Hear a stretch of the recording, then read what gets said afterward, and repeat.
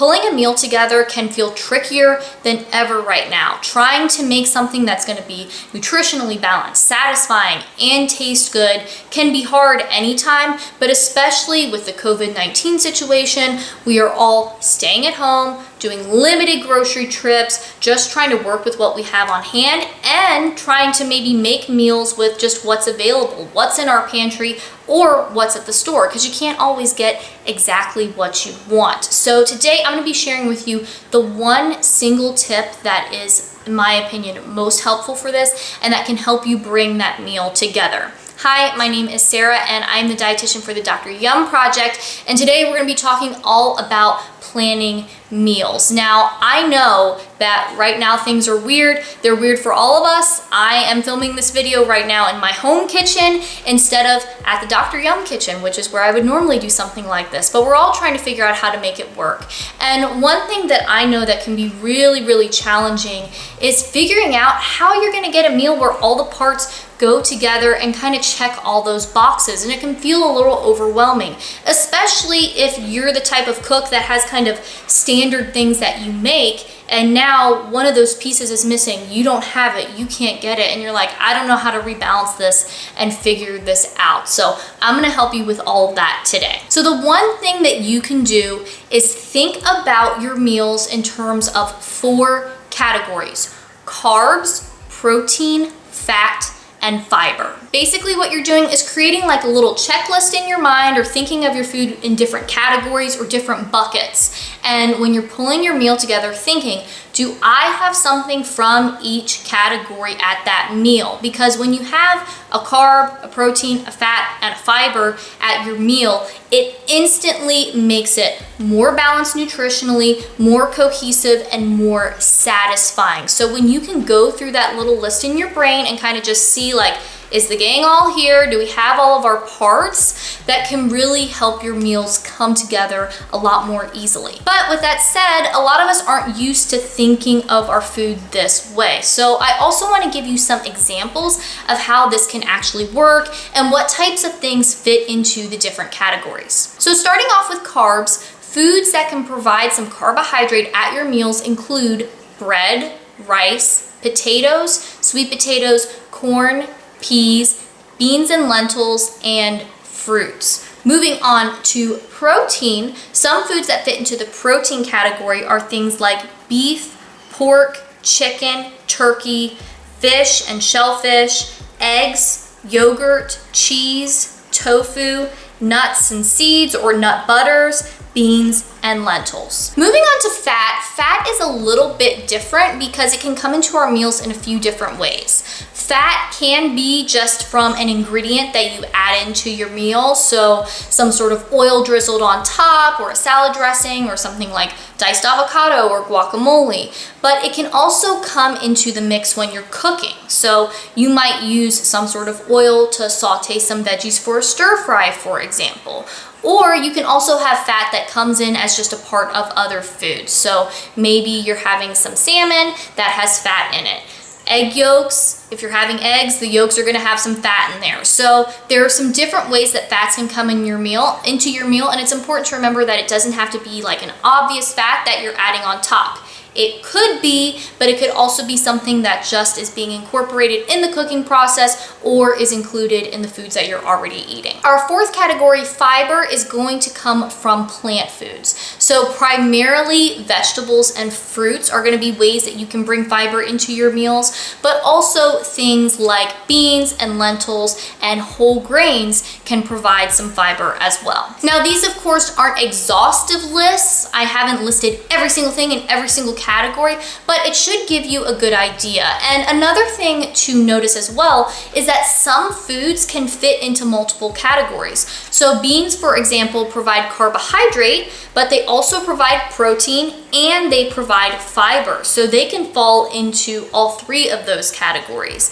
And when you're pulling a meal together, you might have multiple things that are falling into any one category, or you might have a food that's covering a couple categories. that is perfectly fine. It's just keeping in mind that you're having at least one thing to kind of check the box for each category that's going to give you that complete meal. Now, something that can help you get started with this is to get a notebook or a sheet of paper or make a spreadsheet or whatever. It really doesn't matter. It's just whatever works for you, whatever makes sense to you. Get it going and make 4 different categories: carbs, protein, fat, and fiber. And then start writing. Start listing out the foods that you like, the foods that you make often, the foods that you have in your house, whatever it is. List it out and divide those foods up into those 4 categories. And again, some foods may fit into multiple categories. That's fine. It's just about getting it down, getting it in one place so you can step back and look at it and see what's going to fit into those different categories, all broken apart in one document or on one sheet of paper. Breaking it down like this can help you get a better idea of what your options are, because you're not just relying on what you can think of right now. You just have this master list that you can look at, but it can also help you create new meal combinations. A lot of times we can get certain meal formats that we like. We always have this carb with this protein with this vegetable, and they all go together and it's one meal.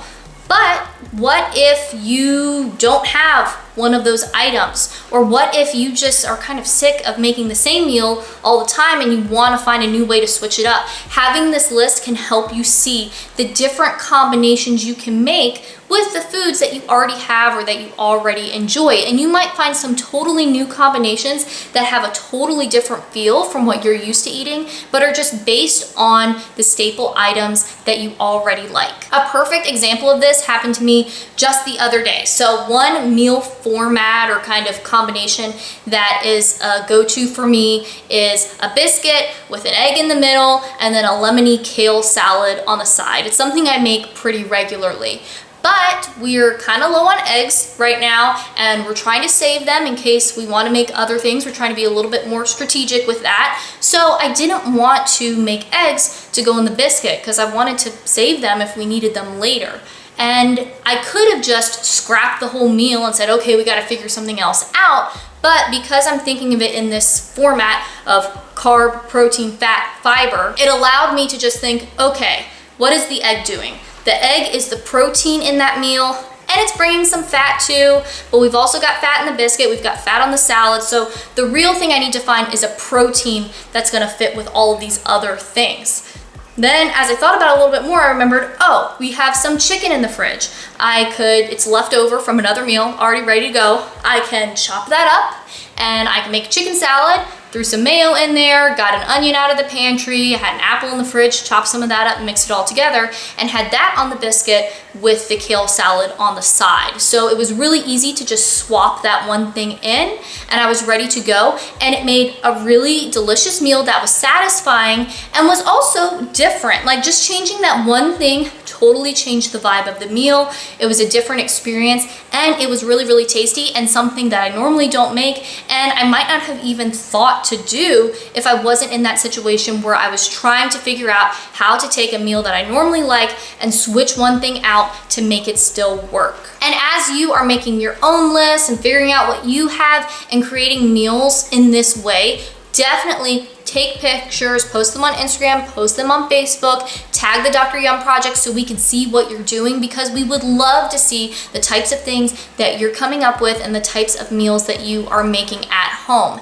And make sure that you subscribe to our YouTube channel, because it's a place we're going to be sharing more information, more tips and resources, and click that little bell to turn on notifications so you'll know when we post a new video. And all of us at the Dr. Yum Project hope that you are staying home and staying healthy, and we will be here sharing more tips and information and resources for you to make cooking at home easier and more delicious.